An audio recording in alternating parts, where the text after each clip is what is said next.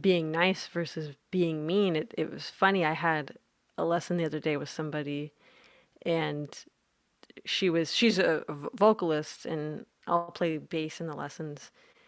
But she was saying a situation where she's around a bunch of guys, and she's like, "Well, I know, like, you may not experience so much because you play an instrument, so people might respect you for that." But it was funny because someone was kind of dissing her, like they were playing her original song, and the person was like, kind of joking, but was like, I'm tired of playing your music.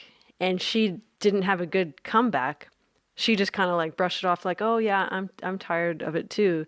And we were talking about it. I'm like, "Well, are you tired of it, or like how did that make you feel?" She's like, "Well, it made me feel like really bad." And I'm like, so we went through a bunch of different scenarios. And the next student I had them do some role playing. I was like, because there is a time where you need to stand up for yourself and dish it. Someone's going to deliver or Yes. dish and deliver. So I was like, let's come up with some comebacks. You have to stand up for yourself, no matter what somebody's going to think of you. That's that's that's on them.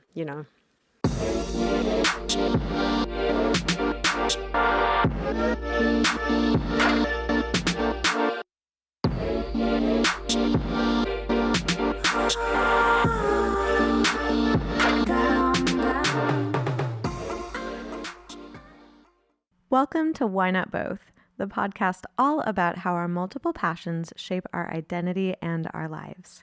I'm your host, Pam Schaefer, and our producer is Laura Studeris. This season, we are brought to you by Under the Radar magazine.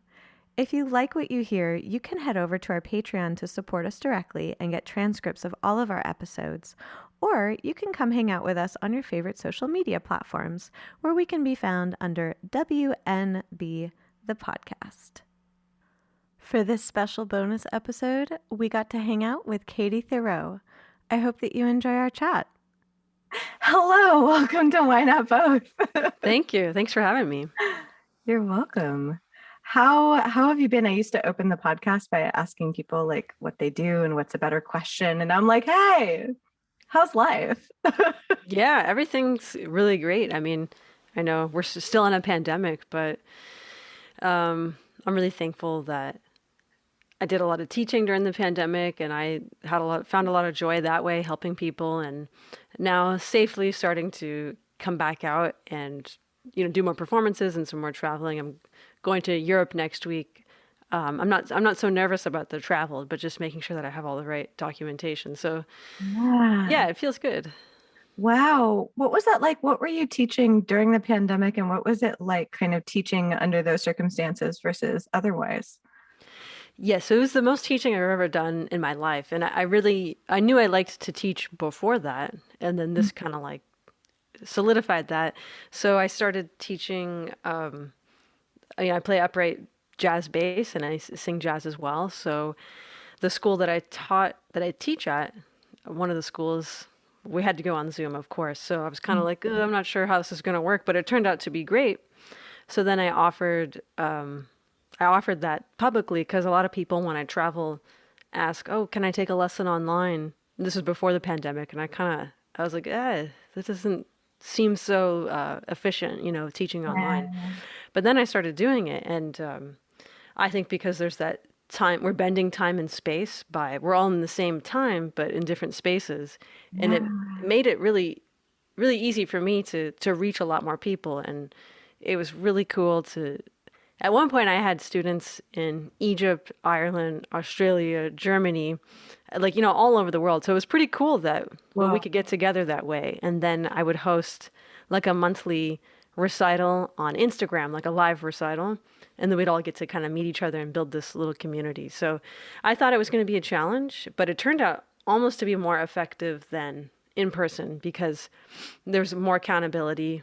I also make really great like detailed lesson summaries afterwards. So and it just feels like we were able to connect more that way. So I enjoyed it, and I think the students did too. that's fascinating. And also, I love that you had like international recitals. Hmm. That's so cool. What was it like watching your students interact with each other? What was that like? That's fascinating to me. Yeah, it was pretty cool. I mean, one thing, I mean, when you're on Instagram, it's like mirrored flip. So especially when you're playing bass, it's kind of weird to see someone playing backwards, unless they're left-handed, and then it goes the correct way. Right. Um, no, it was cool. It was great to have this like camaraderie and community of people cheering each other on, and then just they wouldn't have met otherwise. So it's been really cool, and I also like to have buddy systems with students. So like two that I know are kind of like headed in the same direction, and so someone from the Netherlands hooking up with someone from Philadelphia and like, oh, I'm working on this. How does this sound? Or like, how would you play this? Just kind of, it's kind of all about connection. That is so cool. Because, yeah, having accountability, especially for practicing, like that's. Yeah, I mean, and in the height of, staying at home in the pandemic, I mean, I'm always, available. You can email me anytime, but I would check in with each student once a week. How's it going? How's this going? Oh, So it didn't feel like they were like, you know, either not practicing, which is fine, it helps if you practice, but also like, yeah, that accountability. yeah.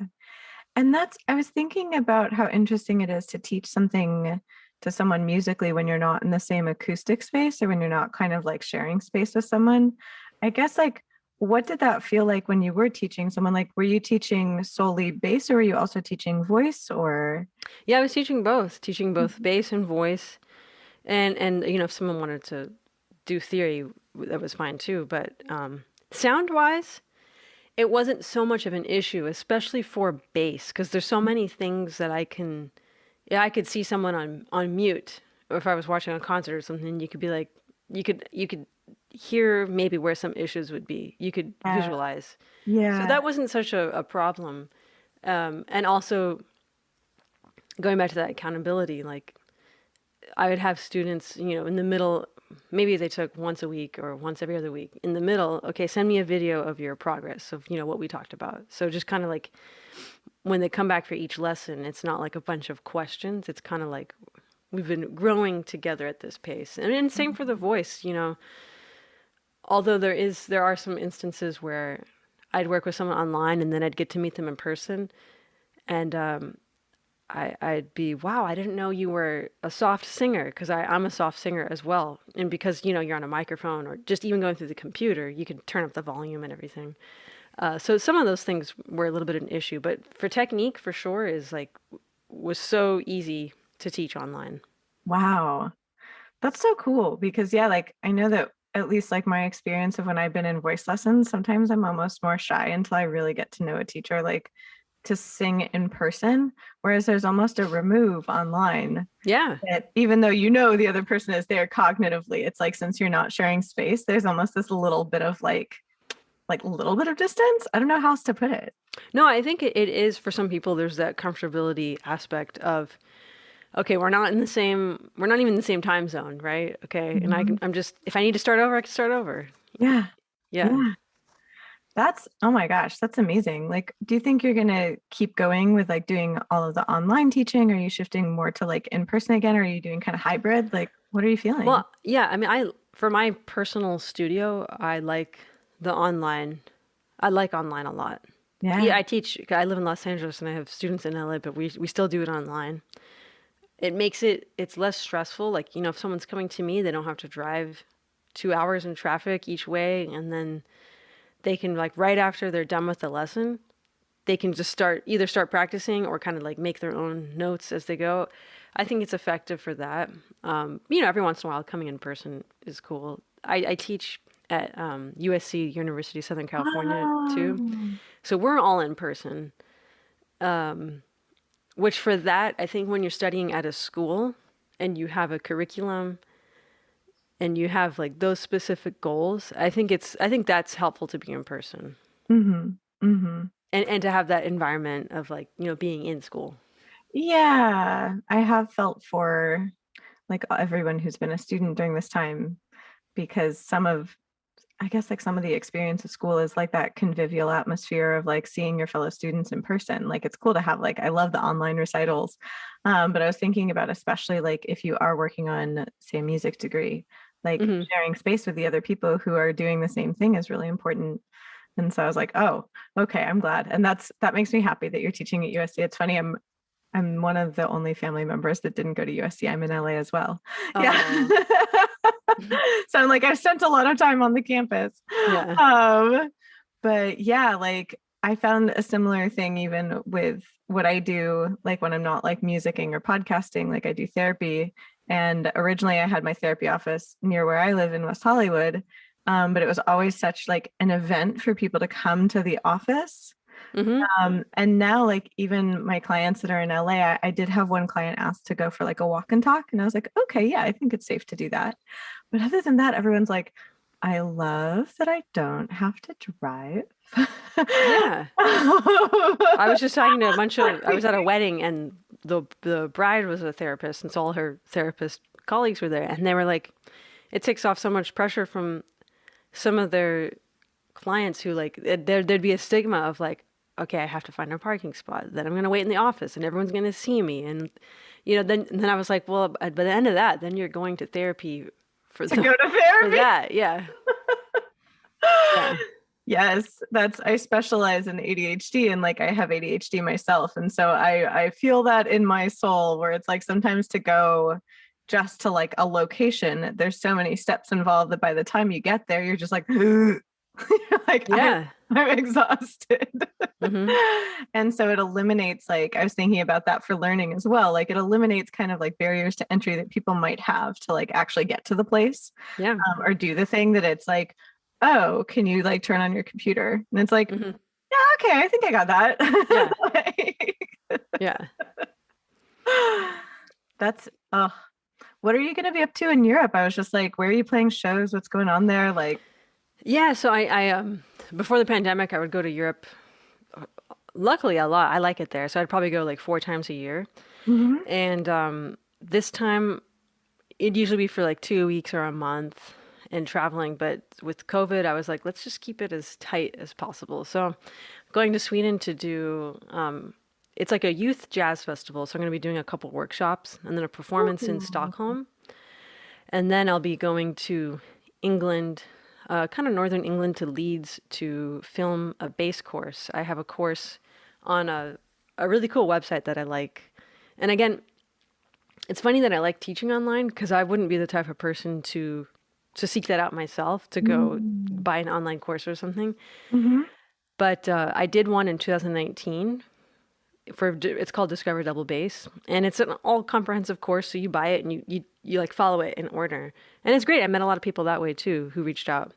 So I'm gonna do a follow up for that one, a couple days of filming in Leeds, and Mhm. then that's it. Then I'm gonna come back home. Yeah. What is it like, I guess, balancing those aspects of your life, like enjoying, like, especially we haven't been able to travel more, but I guess like teaching and performing, and also it sounds like creating a lot of different curriculums as well. Yeah, it got to it got to a head like a front at the beginning of this year for sure because having taught for like 2 years straight pretty much and not doing too much performing, that wasn't an issue like because I'm such a homebody, so I didn't mind being at home. But Mhm. in January when the semester started again, especially at USC, and I had a like triple the load of students, which is good. People they want to study, which is fine. But I was a little discouraged by the student body's excitement in what Mhm. they're doing because I like teaching my private studio because we have a goal. They have a goal, Mhm. whatever that is. They want to perform with this person or go to a jam session and plan a jam session. So when I'm teaching in a more structured, like in a school, our goal is, or their goal is the jury. Our final test or whatever. Yeah. So I was feeling just uninspired, I guess, because I was kind of like, you guys need to be getting out there and performing. So it was stressing me out actually Yeah. in a way where it kind of caught me off guard. And then I kind of like, I flipped it and I'm like, well, I'm helping them the best I can. It's not it's not my life, and Yeah. tell them to go out and perform and do. So after I figured that out, it was fine. But I do a lot of teaching and it can get a little swirly up here because Yeah. I'm also like so for this bass course. I'm filming it in like April 5th through 7th. I haven't written it yet because that's how I did the first one too. I have a good general outline, Hmm.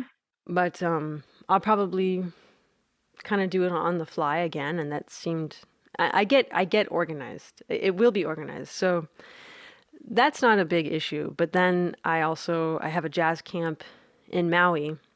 Hmm.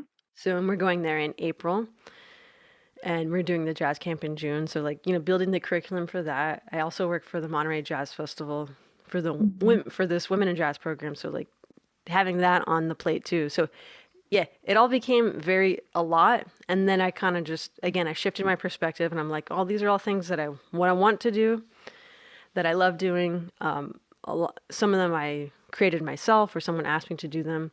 So, and I could say no if I want to, but I really like doing all of these things. And then the performing is the easiest part. That's like the most fun, no stress there. Like that's very cool.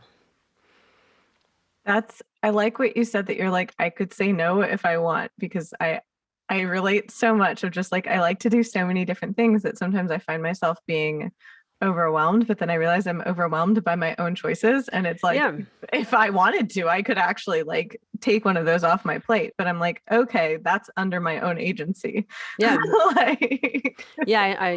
No, no period is a complete sentence and you don't need to say anything else after that. yes. Yeah. It's funny to So, yes to no. But yeah. So, someone asked me to do a gig and it could be, I just don't want to do it. I want to be home that night. Or if I want to do it and the pay isn't good, I'll ask for more pay. And if I'm willing to walk away, then that's fine. So just kind of being confident in all those choices. And yeah. also like a lot of stuff, especially since I have a lot of students now, if I don't want to do something I'm like, I could do that. I'll recommend a student, because it's like passing on that opportunity that I got so many growing up myself. Oh, that's really wonderful. Yeah, and I'm sure that your students appreciate that. Yes, they do. Yeah. Because music is one of the least linear courses that anyone could take. It's interesting when people ask for advice in music, or people have asked even, about the podcast. They're like, oh, well, you do interview a lot of musicians. Is it like about how to be a musician? And I'm like, in some ways, yes, but in other ways, no, because it's no like follow these steps and then musician. Yeah, I know. Like, Yeah. It's total freelance in that way. And my husband's a drummer, and at the beginning of the pandemic, he always was interested in real estate, but was never you never have the time on the road to like idly study something and take a test, all yeah. that. So he worked his butt off and got his license, and then got hooked up. He studied what he wanted to do, so he got into luxury real estate. But it's the same thing as being a musician. It's and doing any sort of thing that's freelance. Yeah. Okay, and he's a good people person, but it's like, okay, who do you know? You need someone literally like that to help you, and you need to offer something in return. So, it's just exchange and connections. Yeah. It's like not a formal apprenticeship in a way, but Kind of. yeah. And we both had that. I mean, I had that for sure on bass. He had it on drums. I think that's so important for whatever you do. Oh yeah. I guess who are the people that you feel were kind of like your foundational people that helped you to kind of see like what your priorities are and like kind of connect you to the things you're doing now? A huge one is he's a bass player, jazz bass player. He does everything, and I love. His name's John Clayton, and he's in LA. Hmm. Plays upright, composes, arranges for everybody. Like he's done Queen Latifah, Gladys Knight, and he lived in Europe. I think he's almost 70 now, but he lived in Europe and then was the classical principal bassist, I think, for the Amsterdam Philharmonic or Berlin. So it's like he can do it all. And then Wow. he teaches as well, and he was one of my teachers, and he's a great teacher. So I learned a lot from him. I talk about him all the time because the musicianship is a given. Like he's amazing, and he studied with my favorite bass player, Ray Brown. So I kind of feel like I've studied with Ray Brown through Yes. John Clayton. Yeah. So that's a huge honor. But then the way that he takes everything with such grace. Like when you watch him interact with people, it could be, the person just opening the door, to the venue, or the sound person, and the way he talks with everybody. It's so gracious. And I've learned a lot just by watching him interact with people. And you're not putting on a front, it's not being cheesy, but I kind of realized a long time ago, well, if you're nice to people, things become a lot easier. And you're not nice just to get something in return, but it feels good. Yes. It's so much, at least for me, it's so much easier to be kind to people. Like it stresses me out trying to think of ways to not. Yeah. Like, I mean, we all make missteps by accident occasionally, but I'm like, Hmm. gosh, it just seems like a lot of energy to go through life not being kind to people. Like you'd have to Yeah. think of ways to just be a pain in the tush. Yeah. Yeah. And that's, well, say one other person that was really helpful, and he's still in town, bass player Richard Simon. And when I was in high school, I grew up in LA too. Mhm. Um, he would just throw me in the deep end. And okay, there was no Google Maps and no I think I Yes, did have, maybe I had a cell phone, but definitely no like internet on your phone. And you so have he the would, Thomas guide.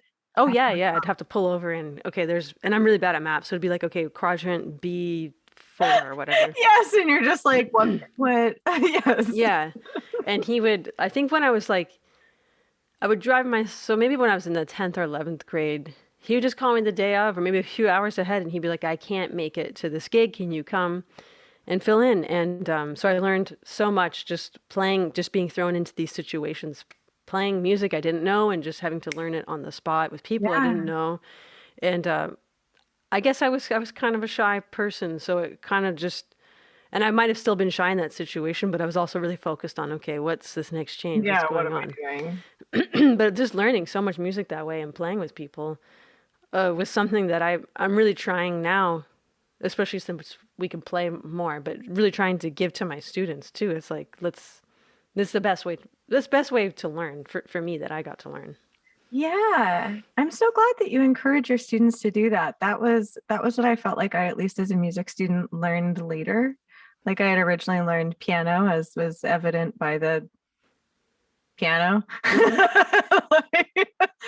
And so much of what I learned initially was classically based, and also, I would get in trouble for quote making things up. What I was doing is I was improvising, because most of what I was doing was playing by ear. I would kind of spot check on the music if I needed to, but as long as I heard something, I was like, I got the general idea. Hmm. But you can't like general idea like Chopin. Yeah, yeah. And so it's like I would get in trouble for doing that. But also I wasn't encouraged to necessarily play with other musicians, because there was always like the one pianist, Hmm. especially Yeah. in high school. There was like the pianist for the thing. And so the pianist did not play with other people. And so it Hmm. wasn't until later that I started experiencing playing with more people. And that brought me out of my shell a lot musically and helped me understand a lot more musically. That wasn't just theoretical, or wasn't just, hey, perfect this one phrase over and over again.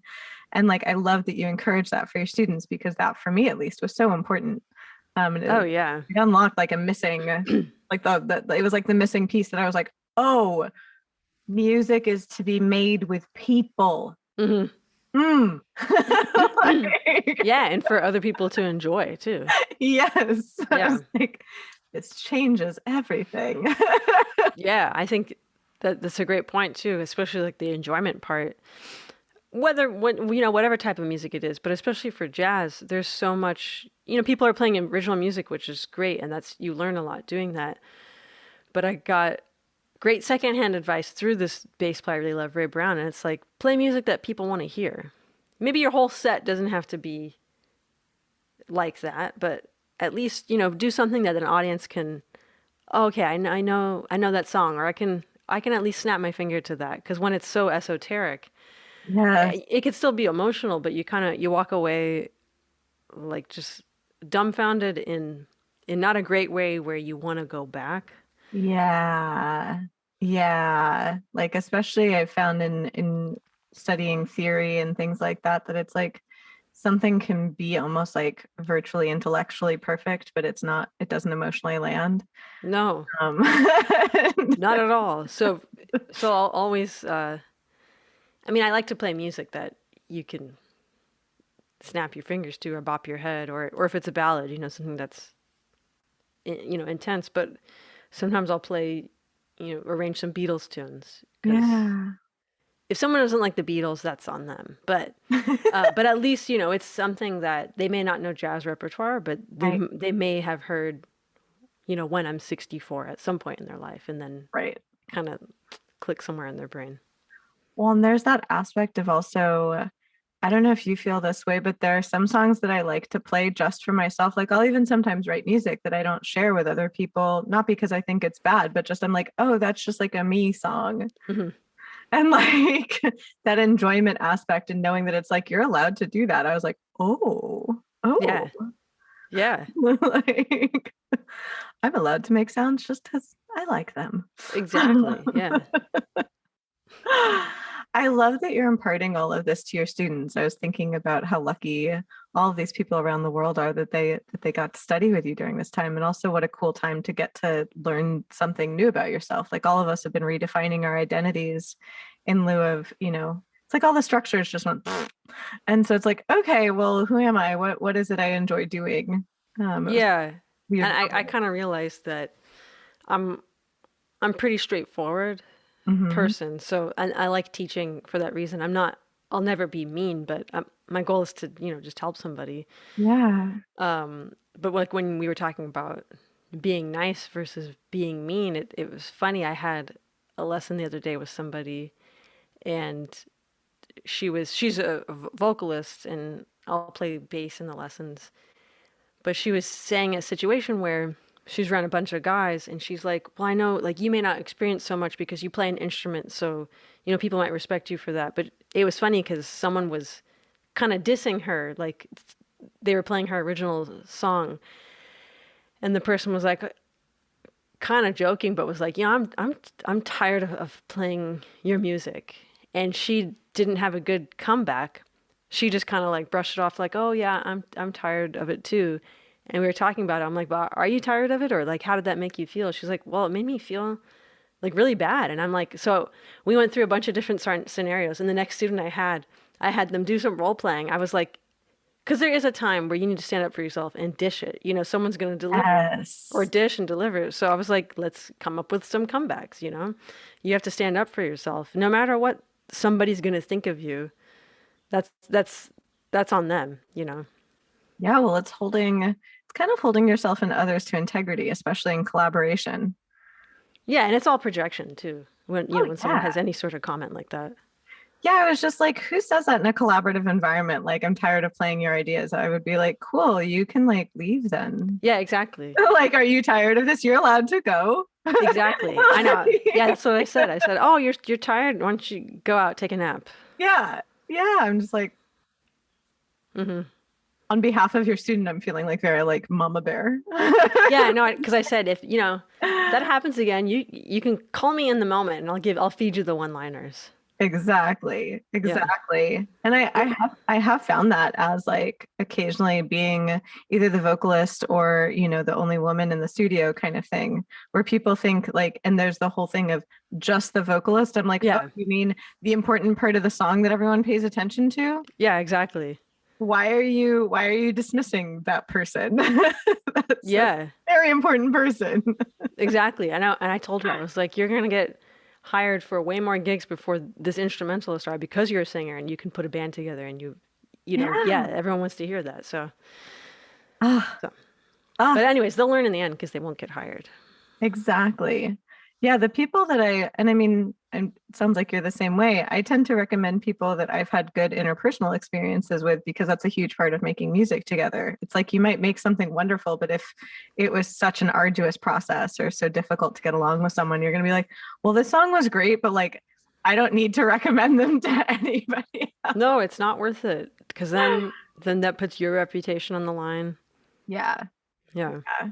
Like, I swear that half of why I recommend people, well, I mean, obviously they have to be good at what they do, but it's like there's always people who are good at what they do, but if they're good at what they do and they're kind people who are respectful to work with, I'm just like, oh yeah, we are good to go. I will recommend Yeah. to everybody. Yeah. Like, Mm-hmm. yeah, yeah. And that's I'm curious. It's interesting thinking about your students in the position of like, going for the juries and finishing their degrees and all this stuff, that it's only when you're outside of that environment that you realize like, oh yeah, that doesn't mean anything. But when you're in the midst of it, it seems like it means so much. Yeah, exactly. And that's why my whole thing is like, I just move on so quickly. It's just whatever, right? Yeah. Who cares? Yeah. How, I guess, like, how do you balance that with, I remember when your publicist emailed me, they said that you also do a podcast. And I was just like, how do you balance, I guess, kind of all of that? And I know that from my experience of doing this pod, I feel like I learn something every time I talk to someone. Like after each conversation, I'm like, whoa. I guess, like, do you feel the same, and has it informed kind of the other things that you're doing? Yeah, I started the podcast in September of 2020. Mm-hmm. It's called The Hump with Katie. Mm-hmm. Those little posters, but the hump because that's what we've referred to as the beat on the bass for the most part, and there's a little hump on Mm-hmm. the bass. Mm-hmm. And I my original idea before the pandemic, when I was traveling a lot, was to if I was in Paris, interview like a musician I met there, so kind of make it global. But then, of course, I couldn't do that, so I started it online. Okay, so and I learned a lot just about like doing a podcast. I think I did 60 episodes. I've been on a little hiatus since February, so because I was doing Mm-hmm. them weekly. But yeah, no, I learned a lot, especially from people who do. I interviewed a lot of bass players and a lot of music industry people, but again, that balancing act, like, someone who's like the head of a department at Berkeley, but Mm-hmm. then also has a touring career. And it's like, how do they, man, how do you manage? Okay, you're head of department, you're teaching all these students, you have a touring career, and you're recording and you're playing with your group and other people. Oh my God. And I think it just comes down to, making sure you can do all those things well. And again, saying no when you need to, and also taking a rest, making sure you get mental rest. Yeah. And for me, it's kind of like, I know I have a bunch of stuff from now May, until the Mm-hmm. beginning of May. So I know, okay, mentally, I'll be able to kind of chill out in May. But until then, it's just like finding little times to rest, either throughout the week or the day. And that could just be like, I could sit and do nothing, like perfectly fine. Mm-hmm. But also just making sure that, like, I'm happiest when I'm playing and singing the instrument, even just at home. So, like, if Yeah. I'm doing that, also, for about 5 years, I've been doing transcendental meditation. So that helps a lot too. Just kind of like in the morning and the evening, just having this. I don't really do anything, just for 20 Yeah. minutes each time, but doing certain things where you can just rest. Yes. It was funny. That was my birthday present to myself, was learning transcendental meditation. And it's the only form of meditation I've been able to stick with. That's what everybody says. Yeah, like it's fascinating because I have the brain zoomies. And so like I loved learning about other forms of meditation where they're like, yeah, so in the moment when you have no thoughts, and I'm like, Really? I Yeah. don't relate. Yeah. And so like I felt not necessarily discouraged, but more like I couldn't feel the benefits of other forms. And so therefore I didn't do them. It's like I'm more Hmm. prone to do something if I can feel Yeah. positive effects. And even like the first time I learned transcendental meditation, it was like I immediately felt the effects of it and was like, Hmm. oh, oh, Yeah. okay. Um, and I found that like I have spoken to what I would describe as a statistically improbable number of people now who do transcendental meditation on this podcast, which is fascinating because it's about people who do multiple things and juggle multiple passions, and it's like yet have this center about them. Mm-hmm. And now I'm like, I mean, I did take psych stats in grad school, so I could technically analyze it, but it's Yeah. I was like, is it a statistically significant sample? It's over 100 people. Yeah. But I'm like, it wasn't a simple random sample. You were all selected to be on the pod. So I'm like, that's, yeah, a lot of people have spoken of that particular form of meditation. And it does seem, for whatever reason, yet again, statistician mind, I'm like, correlation, causation, not the same thing. Mm-hmm. But it does seem to be correlated with somehow this either propensity or tendency to hold multiple realms of your life and be comfortable with it. Yeah, I think because especially everybody's creative, whether you're punching numbers at a computer, like everyone has something creative to offer. So it kind of, I, and I didn't seek out to do it. It was my husband wanted to do it. He's had struggles with anxiety, his whole life. Mm. And his sister, she ended up passing away at the beginning of the pandemic from cancer. But when she first was diagnosed, he was just like overloaded. And, he goes to therapy and all that. So, he just, I was, oh, yeah, I'll do it with you. I'll try it out. And so I'm pretty low key to begin with. But since, in this last couple months, it's kind of feel not the pressure, but just a lot of things are happening. So it's been really helpful for that. And I mean, I do it every day. And Mhm. also when I'm traveling on Yeah, an airplane, going different timelines, because you get that deep rest. Even if I didn't get a good night's sleep, at least I know that I'm getting scientifically proven deeper rest. And yeah, I know David Lynch, the film director, is a huge supporter of it. And I never have, the intention of when I'm meditating, oh, I'm going to think about this. That's not the right. point. But, something will flash into my mind. Even if it's like, I love to cook. And so even if I'm doing it before dinner, I'm like, oh, I have these two things in the fridge. And oh, boom, here's the Yes. dinner I like. And so the same thing happens either if I have a concert and what's the set list going to be? Or this new course I'm working on, oh, this flashed into my mind. And I don't hold on to it, but I know afterwards I can kind of brainstorm off of that. So it just kind of just taps into a different part, a more creative, deeper part in the brain. And it's so beneficial because then you're also getting rest at the same time. Yes, like I love the evening one, especially on client days, because I really use it to kind of, it's almost like it's like the ginger in the sushi where it's like I'll be doing like client stuff or admin stuff or writing, and then like when I do my evening one, then I can afterwards shift into like, now I'll read and I'll play music and I'll Mm-hmm. like, it almost like helps me transition into that state by giving me that rest. And like you said, I don't go in with an intention to be meditating on an idea either. But I do find that like occasionally like a big idea will bubble up, or it's almost like a lucid dream state will Mm-hmm. kind of take over for a moment, and I'll just be like, okay, like Yeah, yeah. it's long for the ride. And like I do come out feeling like, refreshed and centered. And like you said, it's like I do then muse on those ideas afterwards. Mm-hmm. Because at first when they started coming up, I write everything down, because I would forget where my own hands were they not attached to my body. Mm-hmm. And I was afraid that I would forget like I usually do, but I don't. And Mm-hmm. it's fascinating to me that I'm just like, oh, I wonder what it is about ideas that come up in this way that they're sticky. Mm-hmm. Yeah. I'm like, Because that's, they're so deep in there, I guess. I don't know. yeah, and that's a wonderful thing, like you said, when you're traveling or when, there's kind of disruptions to your usual routine, to know that you always have this place where you can just like, you can go. Yeah. Yeah. It doesn't matter. I'll do it on an airplane or in an airport, like in between lessons, even before, like I do the long one, if I just do 5 minutes or something. Yeah. My cat also loves it too. I'm glad that your cat loves it. I She call him didn't used to.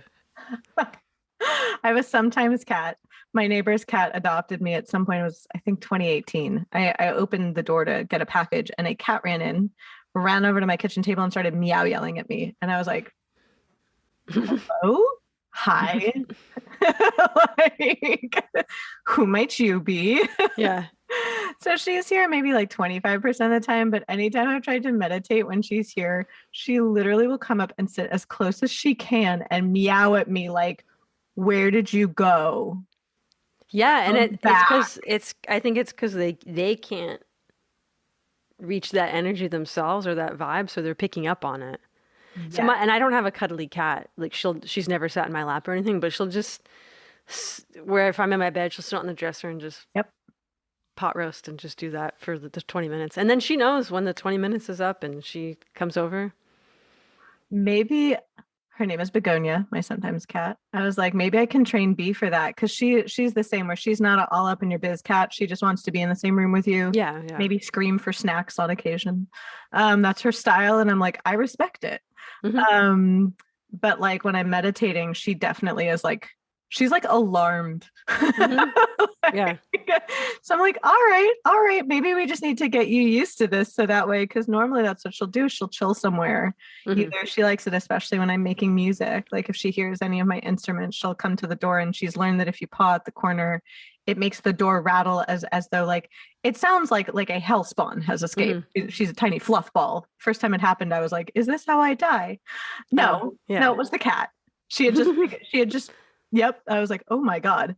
But yeah, like she likes to chill. That's so interesting though, that they probably do pick up on that energy, that I'd never Yeah. seen her do that before. Even when I was like, she's taken naps with me here, like stuff like that. But it was when I was meditating that she was just like, Hmm. no, whatever this is, I don't understand it. I'm gonna get all up in. I'm just like, what are you doing? You never do this.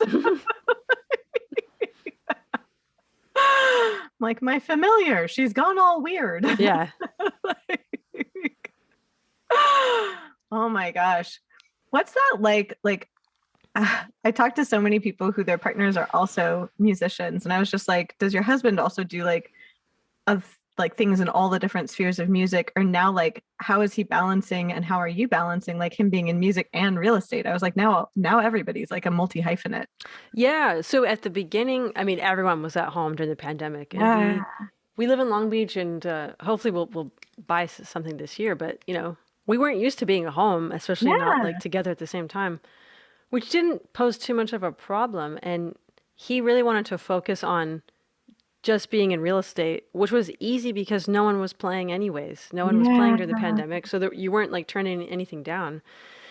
And he did like a full year, and then he's kind of starting to reintroduce. He did like a couple of things, but reintroduce playing because we always toured together. Yeah. So he's coming with me to Sweden. I did my first like comeback gig like 2 weekends ago at SF Jazz in San Francisco. But I didn't have him because I knew someone else was going to be in town.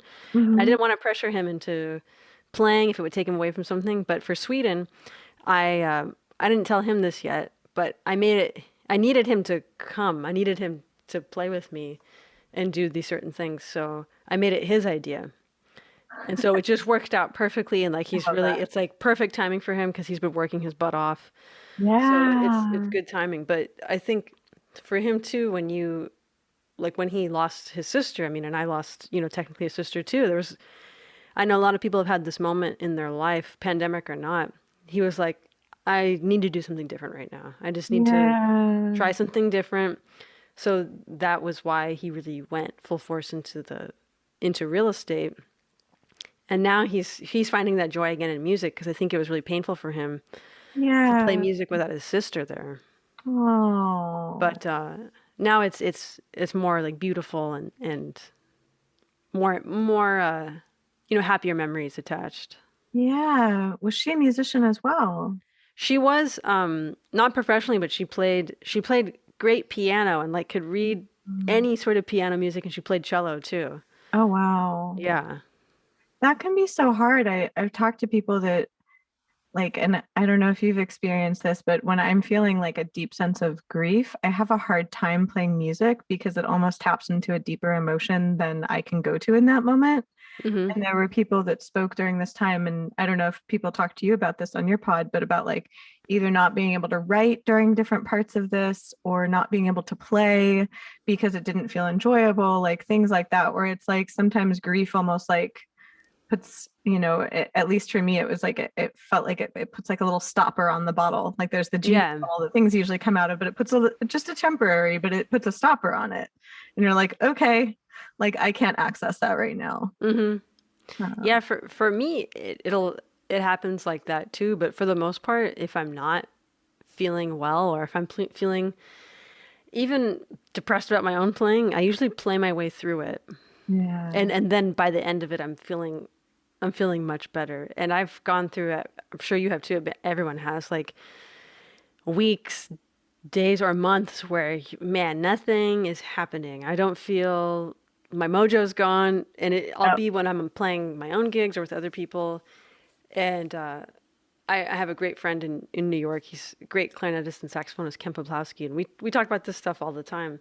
He's older, but it's like you don't need to apologize after the gig, but Right. in those moments when nothing's happening, that's when you go back on like all the stuff you practice. And if you have to play, not your bag of tricks, but just something that you know is going to just get you through and you're going to Yes. be able to support everybody, do that. And then each time it'll get better and better. And then you get out of that funk. Like I felt like I was in a funk in January because I was kind of like just Yeah. depressed about these students. And then it kind of changed my mind shift. And it was just like, okay, glad we're out of that now. That we're done.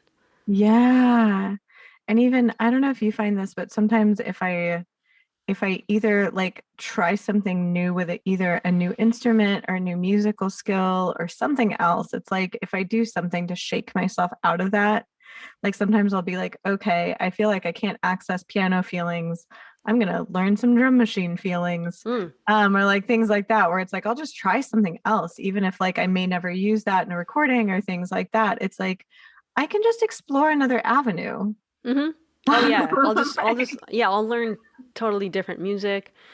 I'll yeah. put my iPod on shuffle and just play along to music. And it's good, like if I don't know what it is, that's even better. And just play.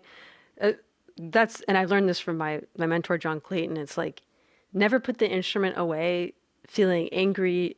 Never put it away feeling anything but happy, right? So Mhm.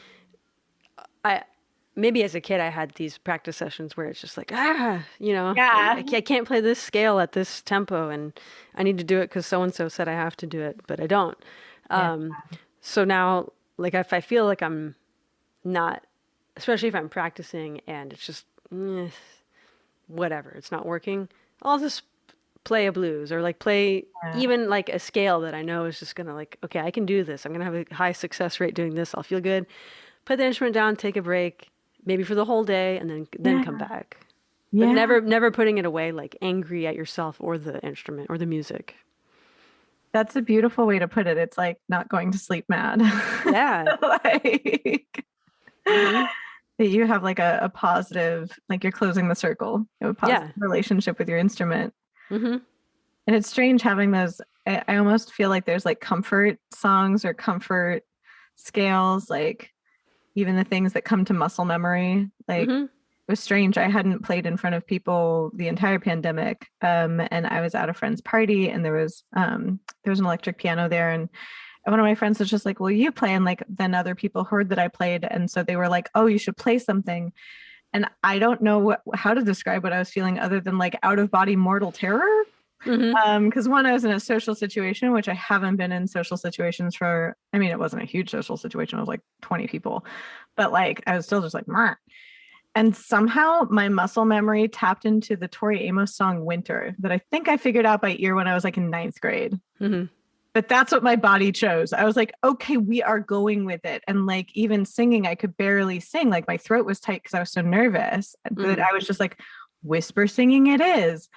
And Yeah. like people flocked to the room, and like so many people were just like, "Oh my god, I haven't heard this song in so long." Like, well, people started singing a lot. I was like, "Who is this weird party that I'm at that like everybody knows this Tori Amos song?" But it was like, it was like somehow at least like my body knew what was going on, and I was Yeah. oh bless, like Yeah. And that's why I mean, I do love to practice so that I can be successful in any situation. I mean, of course, you're gonna have those moments where like maybe you miss a chord or something. yeah, But like this gig I did at SF Jazz, I had a really great drummer from New York that was going to be in the area, and then a guitarist from LA, Larry Kuntz. And I had just been practicing. I didn't know what this set was going to be until I got up there, but I had some solo bass things and some bass and voice stuff, and I practiced. I practiced scales. If I practice scales and arpeggios whenever I practice, I know at this point in my life that's kind of like all I need to do. The rest is just music. But it was very it was fun talking to Larry, the guitarist, afterwards because he's very analytical about his playing, like most guitarists, and mm-hmm. and he was like, I can't believe this was your first outing, in 2 years. Like, how did you play that solo bass thing? How did you do that?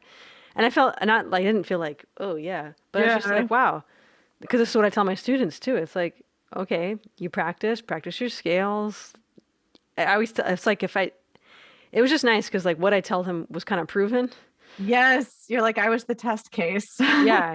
Like, Yeah, and then just at that point, like I've learned, there's no more you can do once you're on right, stage. There's not like, even if I have a reminder like, oh, I keep messing up this third chord, like it's not going to matter at that point. So when right, I'm up on stage, all it is like, am I having the most fun possible with the music and the musicians on stage? That's all that matters at that point. right. Yeah. I think just remaining in that experience, and that can sometimes be extremely challenging. Yeah. Um, Weirdly, transcendental meditation, like coming back to that has helped to remind at least me of that, of just like, oh yeah, I can just be in this moment and that's okay. Yeah. Mm-hmm. Because sometimes see previous brain zoomies want to take me out of the moment because it's like, would you like to think 12 thoughts about this moment?